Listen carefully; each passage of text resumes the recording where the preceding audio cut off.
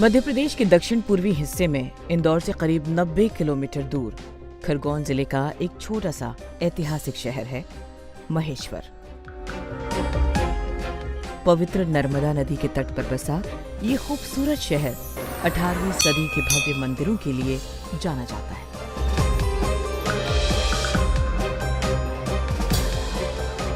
वैसे तो महेश्वर धार्मिक महत्व का शहर है और साल भर यहाँ लोग घूमने आते रहते हैं, लेकिन ये शहर अपनी महेश्वरी साड़ियों के लिए भी दुनिया भर में बेहद फेमस है।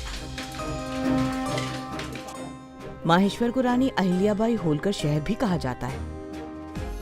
मराठा साम्राज्य की प्रसिद्ध महारानी अहिल्याबाई होलकर के कालखंड में बनाए गए यहाँ के घाट बहुत सुंदर है और इनका प्रतिबिंब नर्मदा नदी के जल में बहुत खूबसूरत दिखाई देता है। माहेश्वर आजादी से पहले होलकर वंश के मराठा शासकों के इंदौर राज्य की राजधानी था।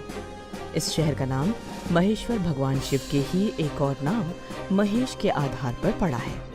अपने में कला, धार्मिक संस्कृति व ऐतिहासिक महत्व को समेटे ये शहर लगभग 2500 वर्ष पुराना है। हालांकि कई जगह इसका वजूद और इतिहास 4500 साल भी बताया गया है। इसका नाता रामायण और महाभारत दोनों से है। कालांतर में ये शहर होलकर वंश की महान महारानी देवी अहिल्याबाई की राजधानी रहा।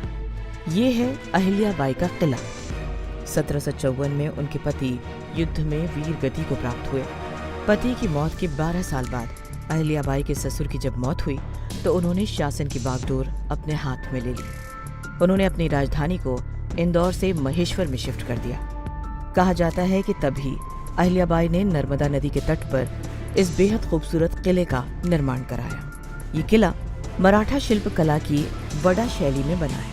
अहिल्याबाई में नेतृत्व क्षमता गजब की थी।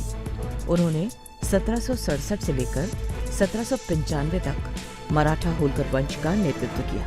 युद्ध के मैदान में सेना की अगुवाई की। अपनी राजधानी को यहाँ लाने का उनका मकसद भी इसे आक्रमणकारियों से बचाना था, लेकिन इससे भी ज्यादा अहिल्याबाई को उनकी सादगी के लिए जाना जाता है। कहते हैं देवी अहिल्याबाई बहुत इंसाफ पसंद थी और कुछ इसी अंदाज में उनका दरबार लगता था। उनके साइड में होते थे दरबारी और सामने होते थे अपराधी और फरियादी, और ये वही हथियार है जो उनके दौर में युद्ध के दौरान इस्तेमाल हुए।